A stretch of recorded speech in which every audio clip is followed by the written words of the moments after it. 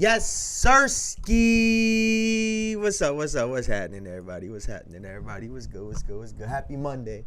Happy Monday, man. How's everybody doing? How's everybody out there? Did everybody have a good weekend?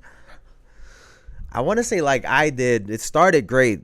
I don't know about the middle and the ending. I mean, it's a lot better, but we'll talk about it in just a second. Like I said, welcome in everybody. I hope everyone has had a great weekend, is having a great Monday so far, is having a great start to their week as always. But welcome in. So my weekend, y'all. My weekend started with some Linkin Park.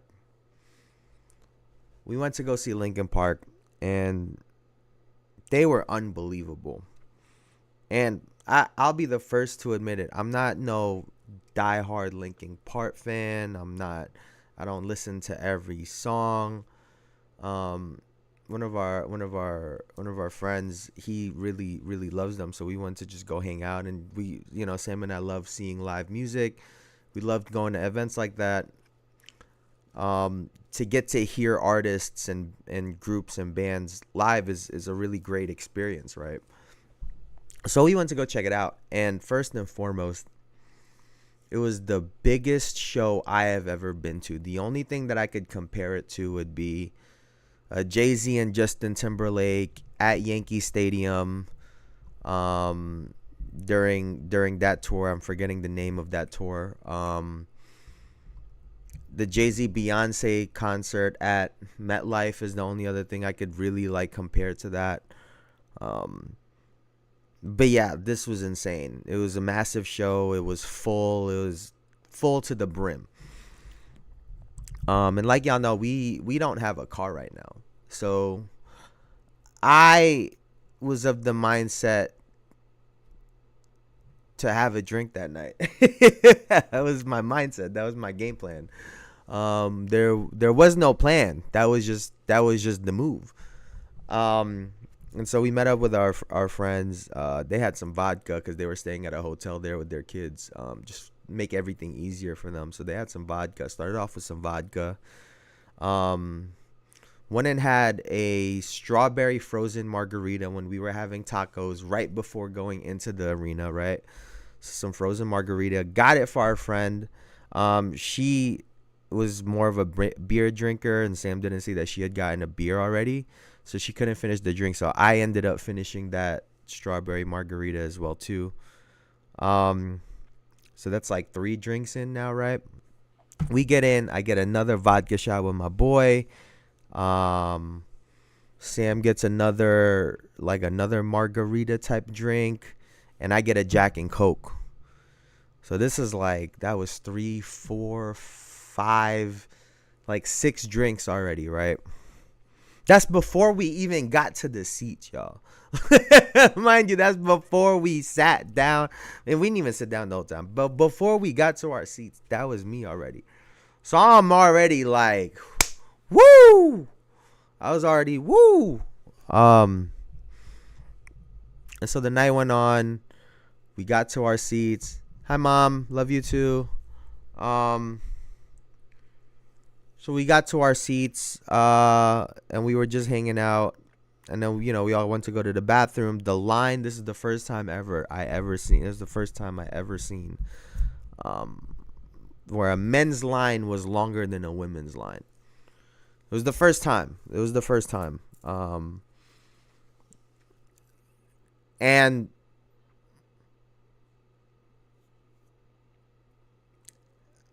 so because we were on that line for so long, right? By the time I got out, I was like, I might as well go get a drink. So I think I got a Jack and Coke on the way out. We go to our seats. So that's 7 drinks in already. I had to go use the bathroom again because I was drinking so much. We got water this time, right? We got some water this time. And so I get up again and go use the bathroom. My buddy was with me. Linkin Park goes on. He leaves me on the line. So I'm just by myself, already drunk. I'm talking to everybody on this fucking line. I get out and I had the brilliant idea of having a tequila shot. before I got back to the table, and I got another Jack and Coke. So I'm like a good 9 drinks in at this point. I couldn't tell you what the fuck happened the rest of the night. I could not tell you.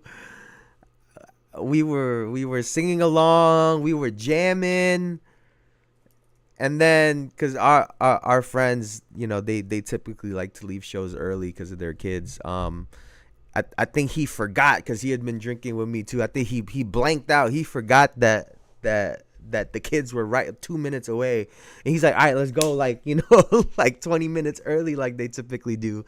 But so we got upstairs and we were just kind of hanging out there, which was kind of fine because we were able to get ahead of the crowd leaving, right? We walked to their hotel. We were trying to get something to eat. There's really no food, so Sam and I are like, all right, let's just go take a Uber home. And bro, I forced myself to sleep on that Uber. And I don't even know what time that was. But I ran out of that Uber, threw up on the side of Raising Cane's, and from that moment on, whatever time that was at night, I did not stop vomiting until like 6:30 in the morning. I'm not gonna lie to you. It's Monday and I still feel like I'm in the Matrix, like no bullshit. I went for a run this morning to Mr. P possession. Yo, you have no idea, bro. You don't understand.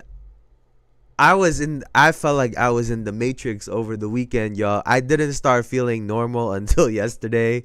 And then we went and played some zombies after I watched all of the games until like 3 in the morning. Bro, I don't even feel real right now.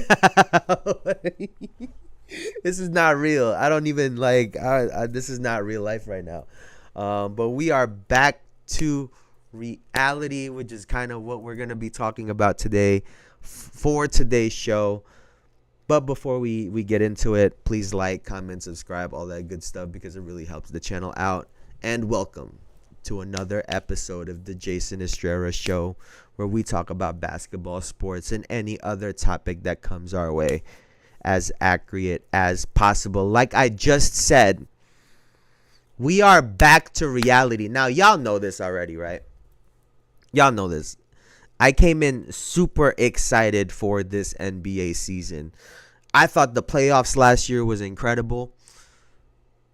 We had a great summer with USA basketball.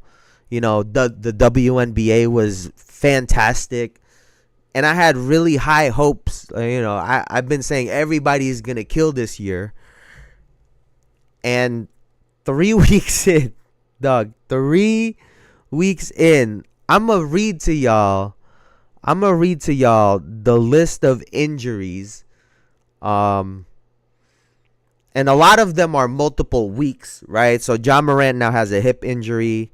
Paolo Banchero, the right torn oblique. He's going to be reevaluated in 4 to 6 weeks. This was like a week and a half, 2 weeks ago. Kevin Durant with a left calf strain will be out at least 2 weeks. And that kind of scares me because, when they start talking about a low calf injury, that gets into the Achilles territory. So that's always a little bit scary. Kawhi Leonard, obviously, early on in the season. Zion Williamson, left hamstring, out indefinitely. Lonzo Ball with a wrist injury, which his coach had said if he continued to play, it could have turned into a season-ending injury. Kristaps obviously is not playing. Chris Middleton, Chet Holmgren with the really hard fall. I think it was last night. A hip fracture. He's going to be out 8 to 10 weeks supposedly. Joel Embiid is yet to play a game, although he is expected to return on Tuesday. CJ McCollum, Tyrese Maxey, Aaron Gordon, DeJounte Murray, Scotty Barnes, Jimmy Butler now has a right ankle injury. I mean, we are right back in the swing of things for the NBA season, right? like it took 3 weeks. It took 3 weeks for these guys to start dropping like flies, and all of a sudden we're right back into what feels like the middle of the NBA already. But aside from the injuries, everyone but the Cleveland Cavaliers has lost. So the season has officially started, because now we stop looking for the teams to be perfect, and now we can really start gauging these teams. Guys are in a lot better shape at this point. So we'll see what the season is really going to look like moving forward. I can't even be mad. Toronto pulling off one of the most ethical tanks. The vibes are great. I mean, listen, man. Listen. Like, I still think that the season can turn out really great, right? But it does feel fitting seeing a whole bunch of people getting hurt. Like, that's kind of the NBA that we've come to know over the last decade or so, right? A lot of little nagging injuries here and there. But yeah, it's unfortunate. Now, let's get right into the only undefeated team in the NBA, which is the Cleveland Cavaliers, who last beat, who was it? The Brooklyn Nets, I believe, right? I think it was the Brooklyn Nets. Fuck is this? Okay. So yeah, the last team that they beat was I think that was Saturday. Yeah, the Brooklyn Nets was the last team that they beat, 105-100. And we've been talking about them all week, obviously because they've had this really hot start. But I was a little bit skeptical at first because, the truth is they haven't played that many great teams, right? And Imani Bates is injured as well. Yeah, Imani Bates is injured as well. But they don't seem to be feeling it right now. But they don't seem to be feeling it right now. I did forget that he's also sidelined. Another one on the list.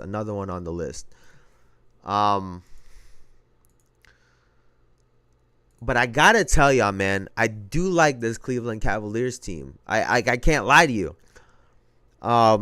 You could say whatever you want about their competition, right? They can only play who's in front of them. And I'm a big believer in this, right? Good teams find ways to win, and bad teams find ways to lose. And when you look at the Cleveland Cavaliers,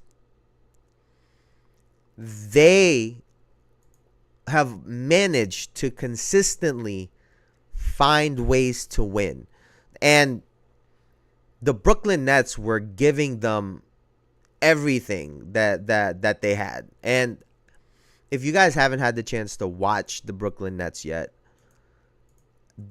I do think they're a lot of fun to watch. They're a lot of fun to watch. Cam Thomas is a bucket. Salute, Just Nick. Salute. DG may have the prettiest game since D Rose retired. PG pretty. Darius Garland is nice. Darius Garland is super nice. Darius Garland is super, super nice. And Donovan Mitchell, there's been a lot of conversations about Donovan Mitchell. I think he's kind of gotten lost in with all of the guards and the wings in the league.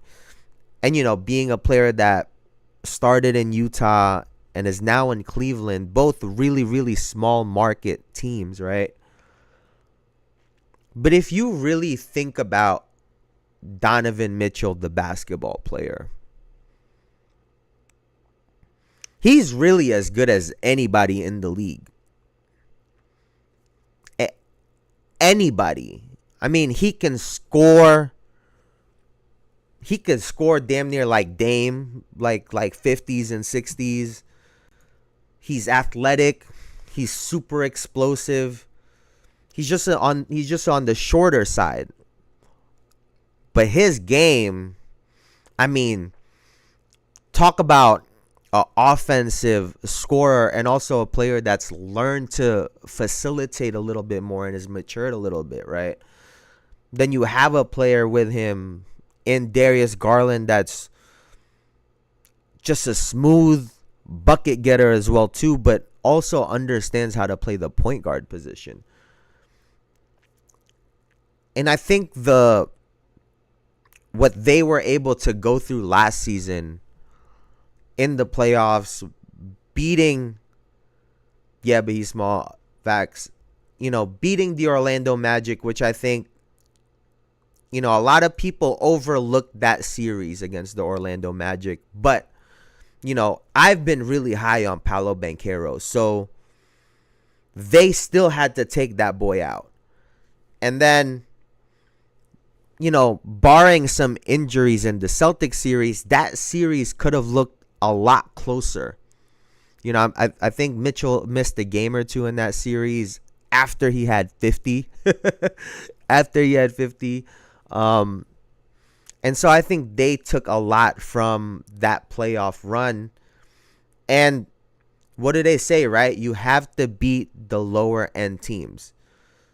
And then when you get to the better teams, that's when you can really test and see where you stack up against the top players, the top teams in the league, right? And to start off so hot for Cleveland, there's a man impersonating an NBA player by the name of Gabe Vincent. If you see... What? Your connection is off. You're offline. What? Oh, my shit just lagged hard body. I think we're back.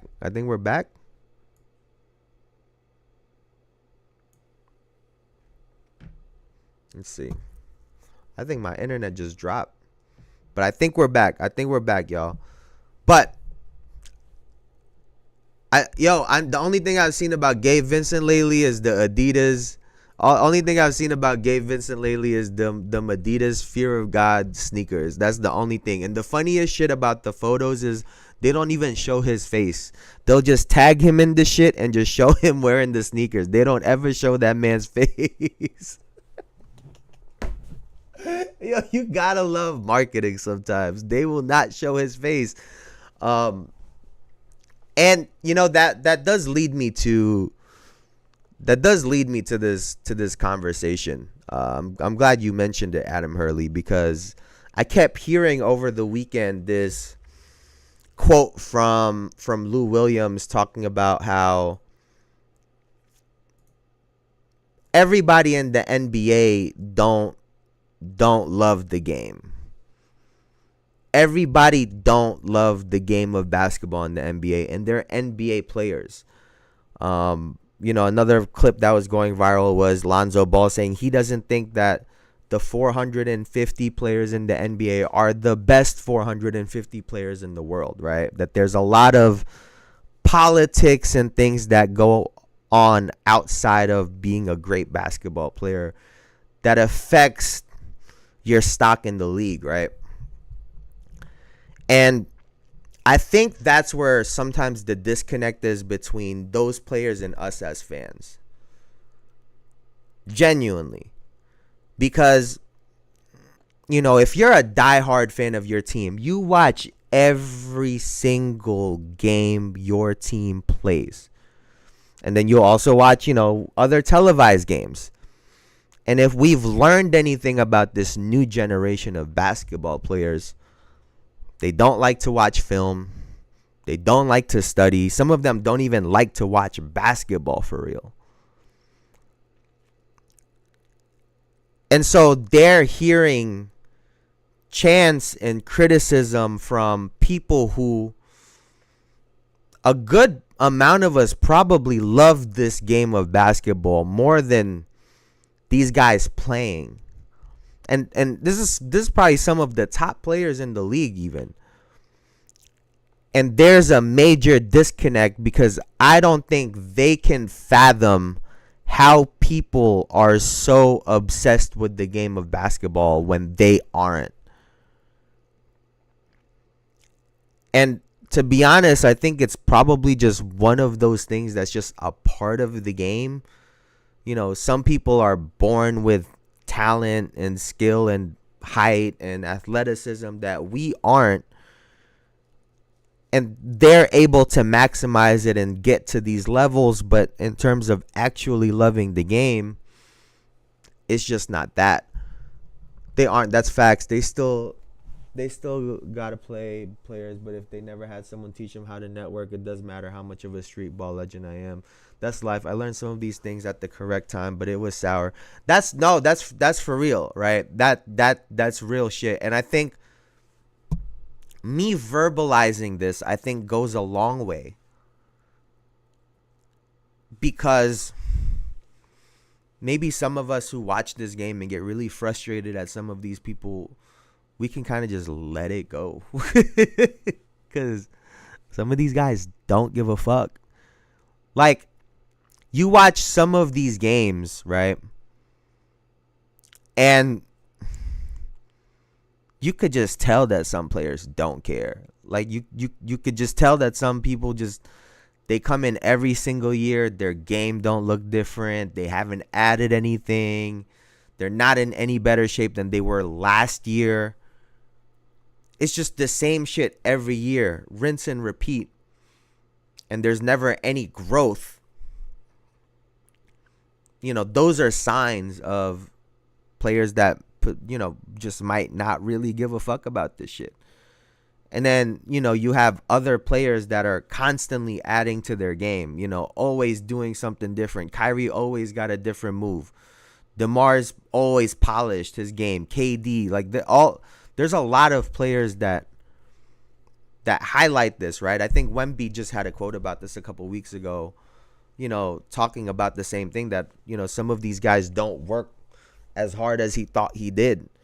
And I think it's one of those realities that we have to get comfortable with. Just because someone is good at something, don't mean that they love it, and it don't necessarily mean that they work on it. Some people are just gifted sometimes. That was the difference. I was pissed with the Raptors last year. I can't care more than you this year. We got guys that love ball and organization. I mean, especially with like the Detroit Pistons have really made a work. Hey, I think oh, and by the way, speaking of dog, I'm having internet problems today, bro. Fuck is going on with my shit today? All right, we back. Speaking of Popovich, man, I really hope he gets better. I know he's out indefinitely right now. I was watching a clip of some players talking about how he's had so many good players over the years that sometimes it's hard to see when he's being a great coach. And I guess, his health has also been a factor in that. He don't really say shit to nobody. So I hope that he can get himself right, and that he can get better. And let's talk about this Bronny G League debut, bro. This guy Bronny played with the G League on Saturday, and then played in an NBA game on Sunday. I mean, who has more range than Bronny James Jr., dog? Like, who's got more range than that? I thought the funniest shit about Bronny going to the G League is he had 6 points and was the talk of all of these sport, all the news networks. Meanwhile, 2 guys on his team had 27 and 28 respectively. And we're talking about the guy that had 6. That's sort of where we are with this Bronny shit at this point. And it's not his fault, right? I want to make that clear. It's not even his fault that there's this spotlight on him, But there were two guys that night that really helped them win that basketball game. And the person on the front page is Bronny James. And when you think about being a competitor, that can't feel good for him.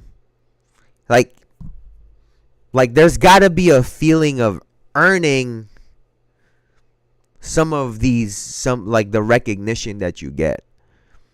And if he has a high IQ in basketball, like I think he does, right? I think he knows the game, he understands the game. He can't feel good about this, that he's constantly taking shine away from other people that should be getting it, who are out there performing. And then, the very next day, what happens? He gets to go and play in an NBA game while those guys got to keep playing in the G League. And like I said, every time I talk about this, every time I see him, I can't imagine someone continuing to love the game of basketball with all of these things in play. I think it would make it very, very difficult. And, a lot of people are saying he needs to be able to develop. He needs to be able to work on his game. Well, I'll be honest with you. I don't think you develop like that in the G League. I personally think he needs to be in a situation in the NBA where he can get some consistent minutes. It doesn't have to be a lot, but consistent minutes, meaning he knows when he's going to go into the game. He knows what he needs to do in the game, and then grow in that, right? But this going back and forth, you're playing minutes when it's a blowout, you're doing, like, there is no consistency with what he's doing. And so how are you going to prepare for something that's so inconsistent? I don't think they have a real plan for him. I think they were bullshitting. I don't think they have a real plan for him to become an actual NBA player in this league, especially when you have a LeBron that's probably talking about going and getting another championship, Anthony Davis getting an MVP, who also got injured last night, by the way. I don't think this is a recipe for success. You can see there's a ton of pressure. He doesn't really even look to be a threat. He gets the ball, then passes. And I think that's the other part too, right? What was the biggest knock on LeBron James? Right? That he feared the moment. I'm going to just try to say off all the shit that people used to say. He fears the moment, right? He's too much of a willing passer. He doesn't want to take the last shot. He's a nice guy. He's a fun-loving person, right? He was always the guy dancing and making fun of everything. And it, from the outside looking in, it seems like Bronny James got all of those attributes, right? Except he's not 6'9", 260 and can dunk on everybody and has one of the most unbelievable passing abilities that we've ever seen.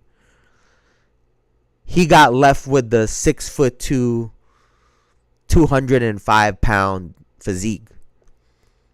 Yeah, he got some hops, he got some speed, but nowhere near 6'9". And so, like, when you think about the person that LeBron has been before Miami, think about that LeBron James. Imagine that LeBron James were 6'2". Imagine he were 6'2".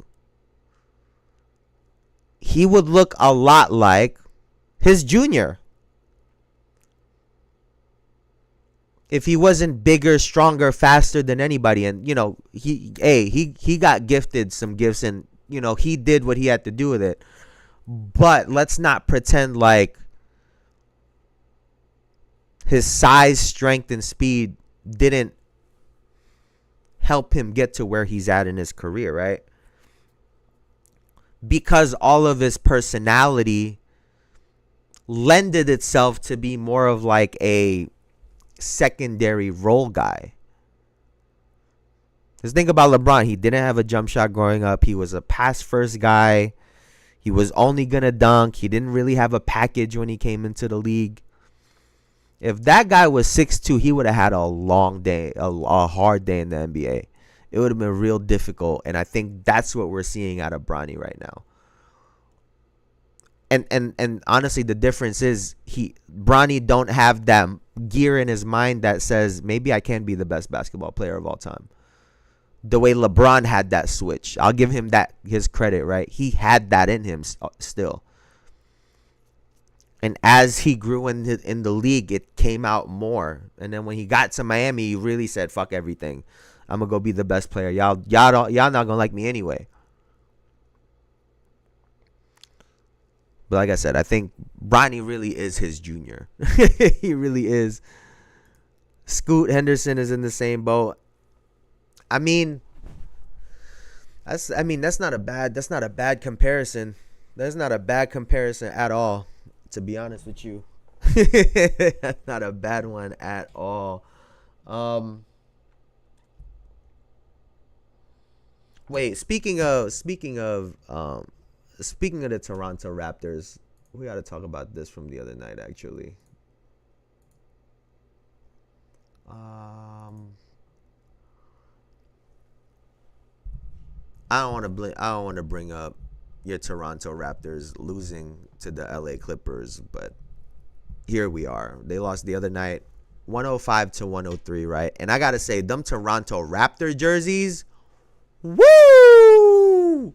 Them Raptor jerseys are tough. They need to keep wearing them. Because those jerseys are fire, super fire. Now, I think y'all probably have an idea where I'm heading with this, talking about the LA Clippers. Because what has gotten into Norman Powell this year? Like, pressure ain't they?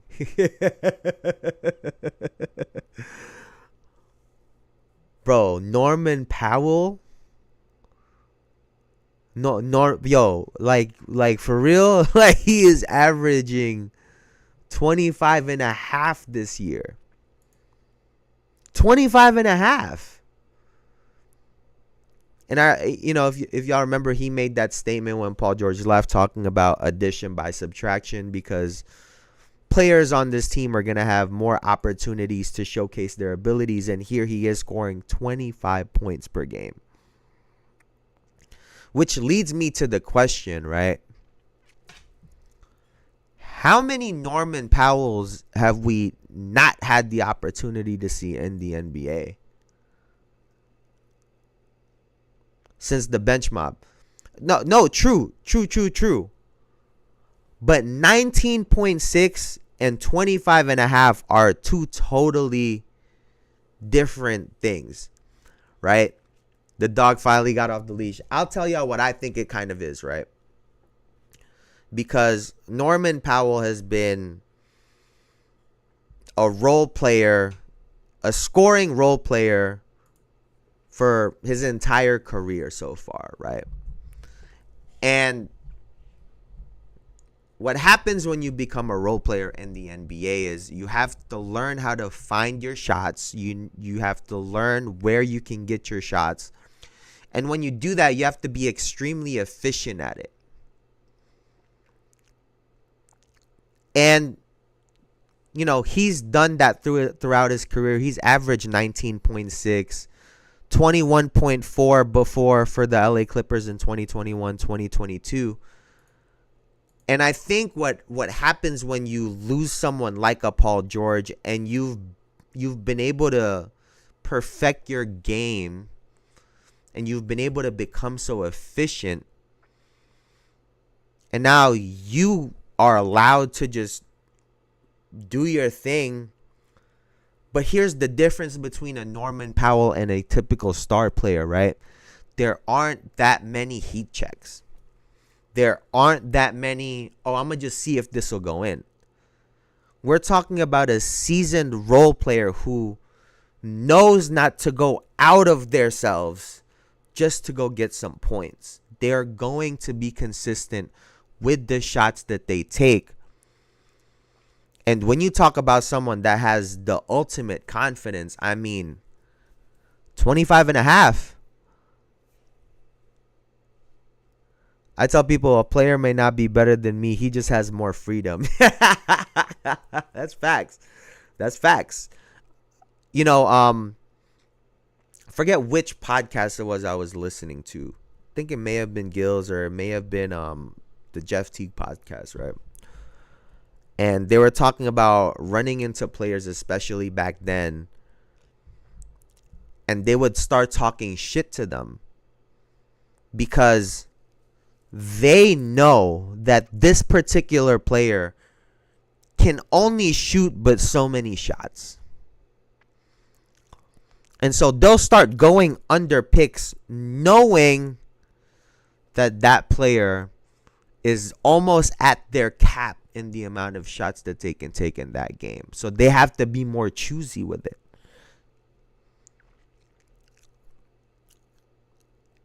And I think that example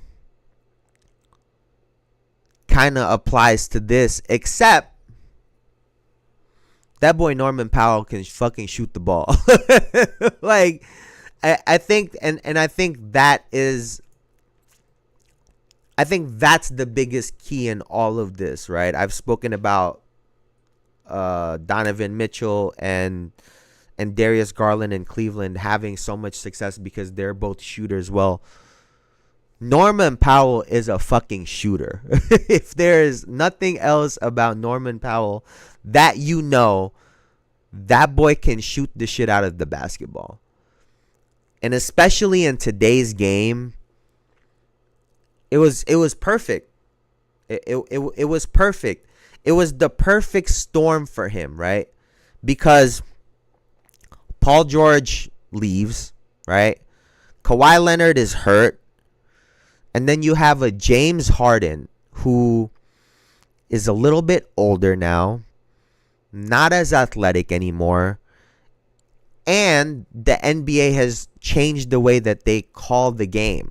So he can't get away with all of the rip throughs and shit that he was able to get away with before, which now leaves Norman Powell with all of these extra shots. And he goes, I'm going to take good ones.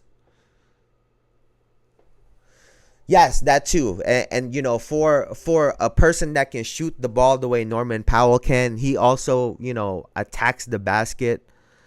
And so, like I said, it was quite literally the perfect scenario for Norman Powell to go crazy. It really was.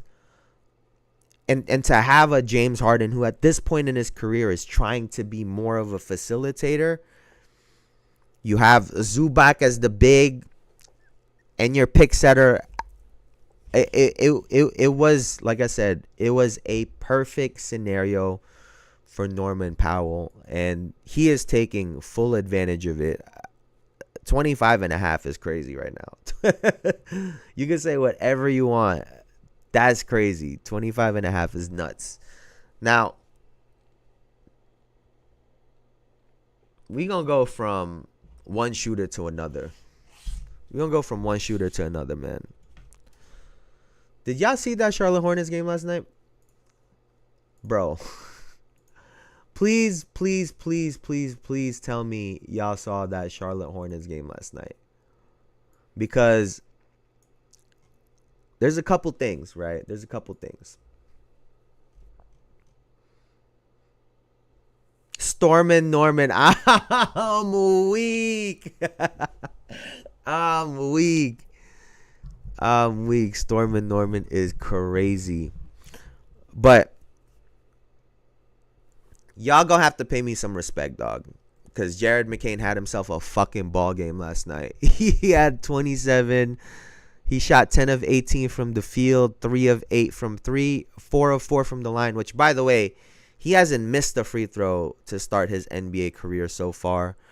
And he had all that to go with 3 rebounds, 2 assists, only 1 turnover to go with 27 points to help the Philadelphia Sixers hold on to the win against the Charlotte Hornets. So that's first and foremost. Gotta give me some. I told y'all Jared McCain could hoop. I'm not saying he's a good 27 a game, but he could hoop. But I will say, though, I don't know if this is MVP worthy, right? I know everybody's definition of an MVP varies, right? Everybody has a different definition for it. But any game that LaMelo Ball suits up for, the Charlotte Hornets have a chance to win the game. I'll say it one more time. Any game that LaMelo Ball suits up for the Charlotte Hornets, they have a chance to win the game. I mean, did y'all see the corner three?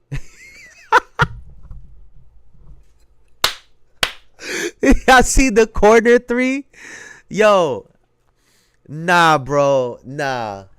I can't. You see, like, this is one of those situations, right? He's playing against professional NBA players.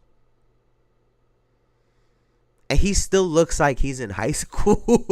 I mean, like, you can't explain what this guy is able to do on the basketball court. When like you know how some people talk about having a feel for the game, right?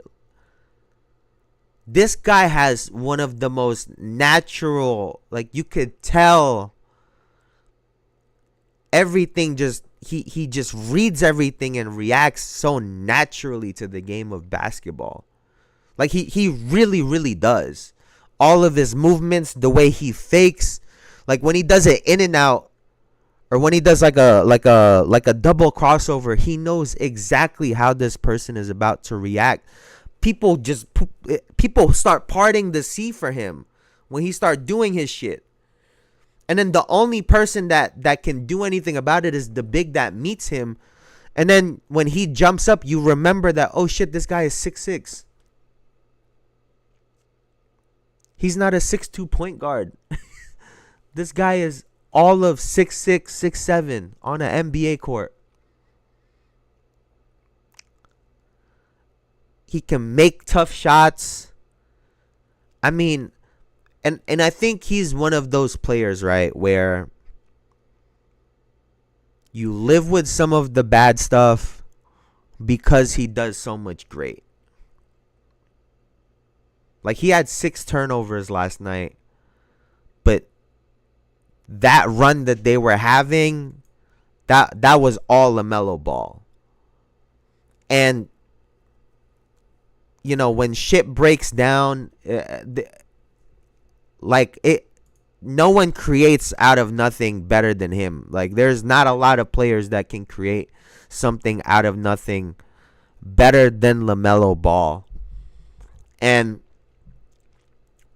I think he has an energy in the locker room that helps the team around him. It brings everybody along. And then it does help when he didn't have a great game last night, but when you have a Trey Mann that's been playing like how he's been playing for them this season, there isn't a major drop off when LaMelo leaves the game and Trey Mann comes in. He plays like he's trolling, but isn't. He made me crash out multiple times playing Toronto. He hit us with a pirouette, the no scope, the three. Listen, the most accurate thing I've seen, description of LaMelo Ball's game. Somebody said he's keeping dickhead basketball alive. This is LA Fitness high school basketball. He's doing this shit in the NBA and is being successful at it. And, you know, he's playing in Charlotte, so they're not going to get a whole lot of shine. he is himself as a star. That's the only reason why he gets any publicity.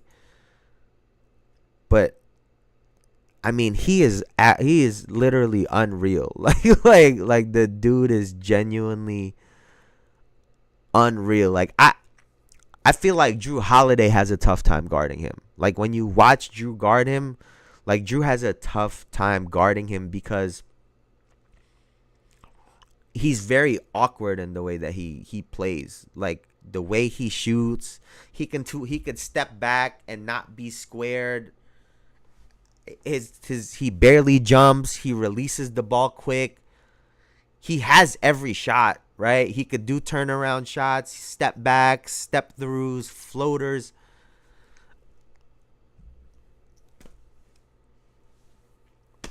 Like anyone growing up, they would show him as an example on how not to play basketball.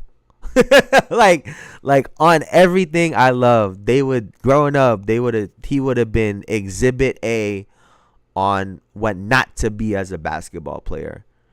But he is having success, and like Drew be having a long day with him. Like Drew have a long, him and Derek White got to take turns. And then shit gets hard against Charlotte, right? Because then they'll start doing on offense, they'll start doing the high pick and roll with Tatum and either Derek White or Drew, just so Tatum can start drawing fouls on him, which they fouled him out of that game when they did a back-to-back like a week ago. In that when Jason Tatum got tackled by Grant Williams. In that game, LaMelo Ball fouled out partly because they kept going to Tatum and he would start backing him down and try to force a foul because it damn near feels like that's the only way you can stop him is to get him off of the floor. And if he start playing defense, whew.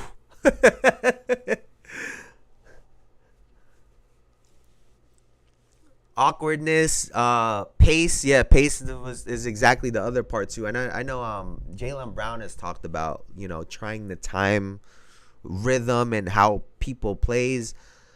Like I feel like LaMelo is just so unpredictable.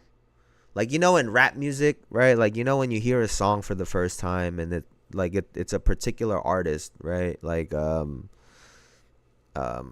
I don't know. The only one I could come up with off the top of my head is like Nicki Minaj talking about her being on the top of the charts, right? Like, even though she's great, you can predict when she's going to say some shit like that. Or other rappers, you can predict when they're going to say certain things. And then you get other rappers, especially some old hip-hop head rappers, where you never know what they're about to say next. Everything is so unpredictable. And I think that's the way LaMelo plays. It's very unpredictable. The timing of when he decides to shoot and when he decides to step back and drive is just all very awkward, and it works out for him. He like a 2024 ODP. He's just out there freestyling. He's out there freestyling, right? Like if there was an actual game plan, you can predict what he's about. But he's freestyling. He don't give a fuck. Like he don't give a flying fuck. But yeah, shout out to LaMelo Ball, man. Shout out to LaMelo Ball.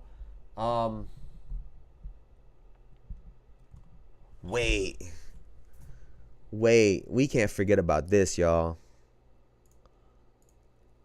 We cannot forget about this. Where is this shit? Or M. Yup, that's a good one too. Wait, hold on. Y'all saw that Denver Nuggets Mavericks game last night? Woo! Yo, them boys were putting on a show. Wait. Wait a second. Yo, Jokic had a 37-point triple-double. He had 15 assists, 18 rebounds, 3 steals. He must have heard everybody talking shit. I think the funniest thing about Jokic, yeah, yeah, it's funny as shit. Smack the shit out of that motherfucker. um, One of the funniest things about Jokic is the entire NBA community, or the entire basketball community, has agreed that this guy don't care about basketball, even though he constantly shows us that he cares about basketball. It's like everybody agreeing that we can't see John Cena. It's great, because there's no way in hell we were all just questioning Jokic and he just keep doing 30-point triple doubles. They're struggling. He starts going crazy. I mean, the timing be too perfect. And so obviously this man cares a lot about basketball, and he's really fucking good at it. And the counter to him last night was Kyrie Irving had 43 points. 43 points on 17 of 22 shooting, which means he missed 2 shots at the end of that game that could have won them the game, right? 2 shots, 2 threes he missed, which means up until that point, he was 17 of 20 and 6 of 6 with 43 points. He's on the list. I know Kyrie Irving slander. And if y'all have watched the Denver Nuggets in the past week, we take no Russell Westbrook slander at all, right? He didn't have a massive game last night, right? He only had 6 points, 3 of 10, 0 of 2 from 3. But and I got to give you your credit, Elijah, right? Because you brought up the question like over a week ago on whether or not Russell Westbrook should start. And I'll be honest, I don't necessarily have the answer to that still, even though they've had success. What I will say is this, right?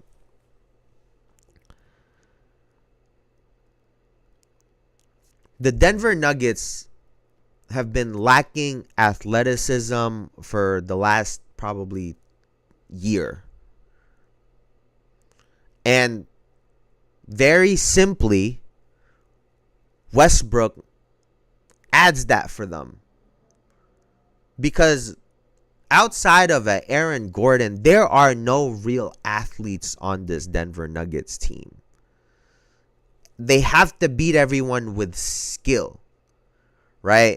It's like when you get a one-on-one player that's not fast, that's not, everything has to be like this calculated jab step because they can't just go on their first step.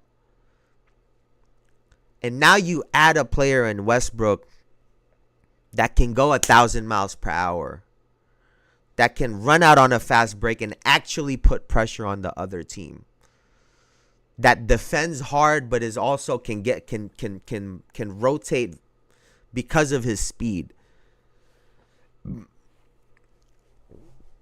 Yeah, Brown, KCP, and Jeff left. And to be honest, right, the other Brown, Christian Brown, right, their little guard, he also adds some athleticism for their team that they were lacking before. So, he really has added a different dimension to this team, right? I know last week I was talking about, what can Aaron Gordon do differently? What can Michael Porter Jr. do differently? And to Michael Porter Jr.'s credit, right, he hit the game-winning shot, and it wasn't a standstill three. It was a pump fake into a dribble floater, which you want to see out of him, right? You want to see his game progress so that when he pump fakes, it's not just a sidestep three, that he can drive into the teeth of the defense and now get easy shots for Jokic, get easy shots for Jamal Murray, get easy shots for Aaron Gordon, Westbrook. Like, he creates easy shots for them by shooting the three-pointer, but now we can force the defense to rotate because of that three-point shooting ability. So that was really good to see out of him, to hit that game winner last night. But wow, what a game. like what a game. And you know, quietly enough, right? For a Denver Nuggets team that in my opinion was kind of struggling to start this year, I think they very quietly are staying in these games. And what has been their MO for the last couple of years, right? If you're in a close game with the Denver Nuggets, you have two of the best closers in the NBA in Nikola Jokic and in Jamal Murray. So you'll like your chances in those moments and in those situations. And you know, they've built themselves up to a 7-3 record this season, and they're always competitive in these games. So despite all of the criticism, they have found some success, and you know, you got to give them their credit for that.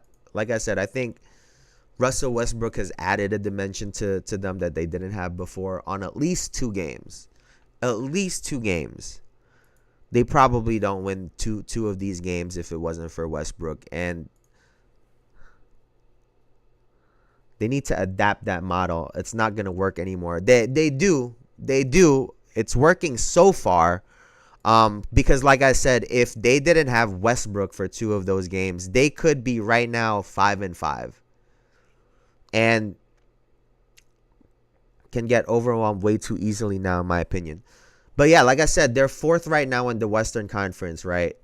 2 games, I personally believe they won because of Russell Westbrook. And if they would have lost those 2 games, they'd be 5-5, and they'd be tied for 11th with the Dallas Mavericks right now in the West. Just so you could see how massive Russell Westbrook has been for them, right? You can't downplay how important he's been to them. Because like I said, they could be looking at a very different record. 7-3 and 5-5, especially at this point in the season, look very, very different. You know, potentially losing the next game puts you under 500 versus right now they're at a good 7-3. So yeah, shout out to Russ, man. Shout out to Russ, because he's never gonna get the credit. He's never gonna get the credit for it, right? And you know, Jokic had a phenomenal game last night, and he's been playing phenomenal. But like I said, he was able to do that, and they were still losing games, having a tough time winning games last year. And like I said, Russ has been a massive difference for them. Now,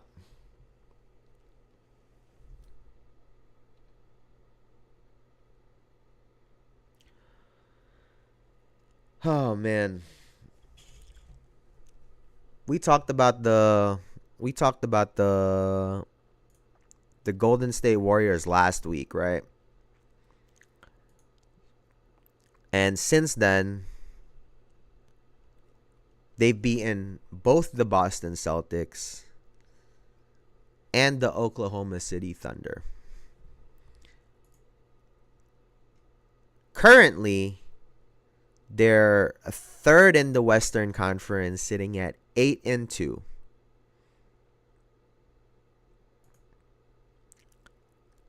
And so, are the Golden State Warriors legit or not? I mean, shit.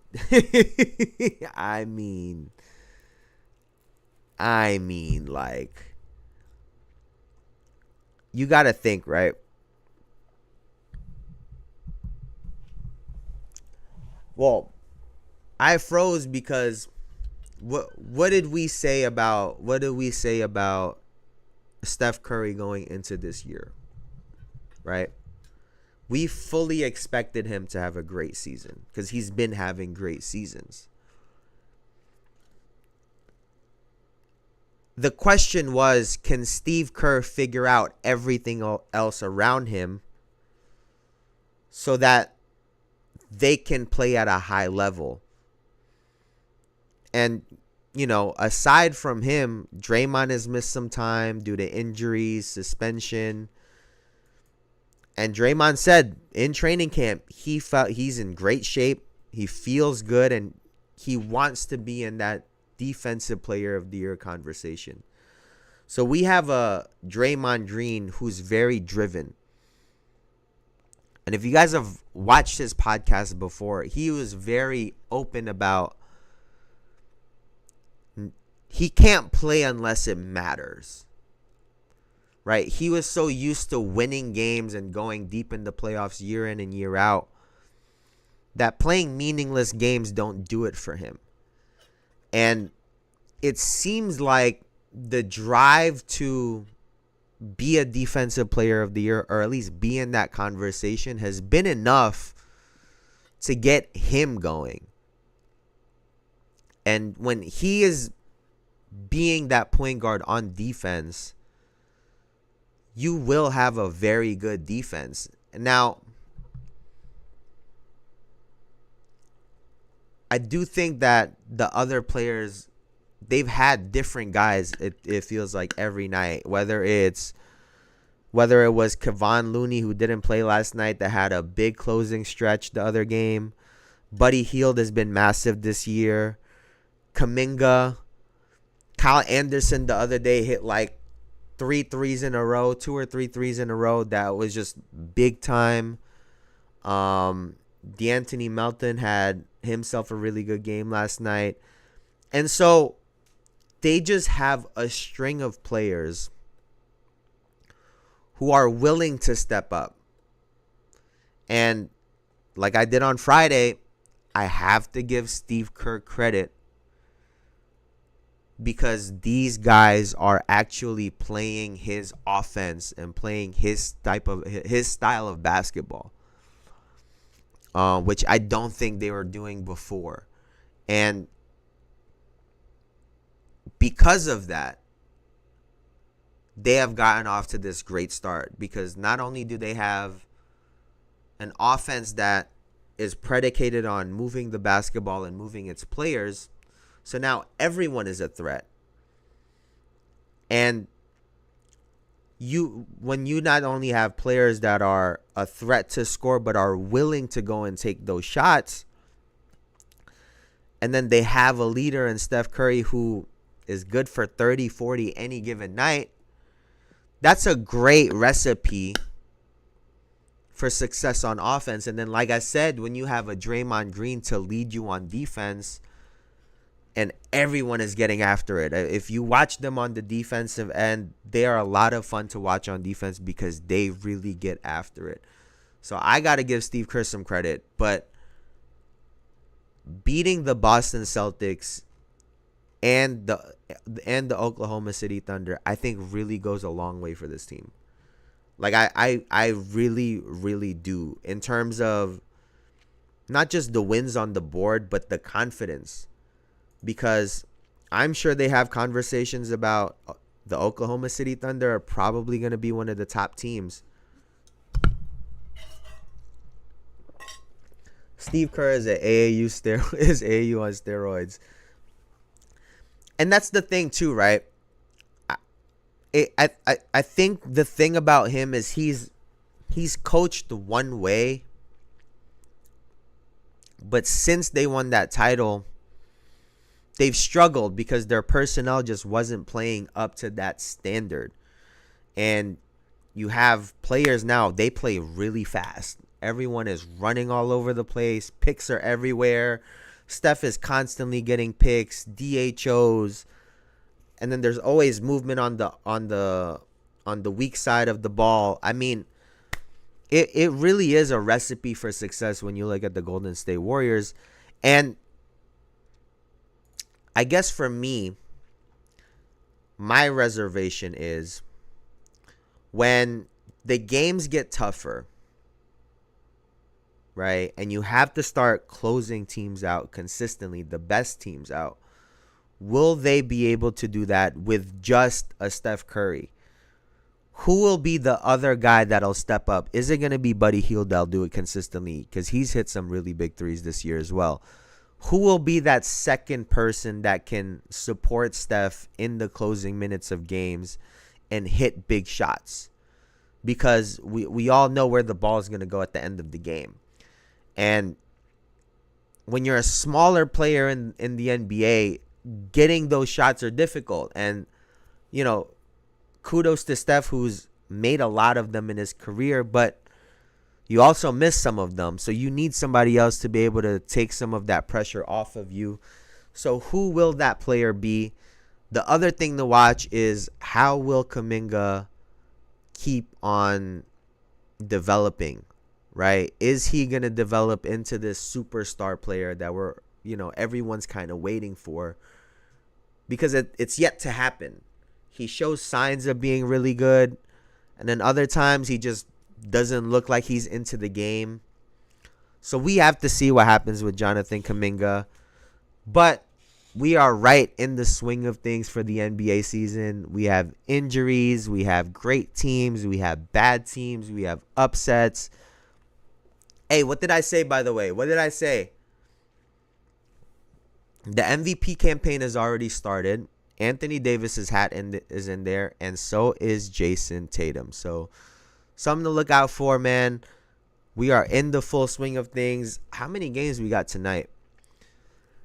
Excuse me. We have 1, 2, 3, 4, 5 games tonight. I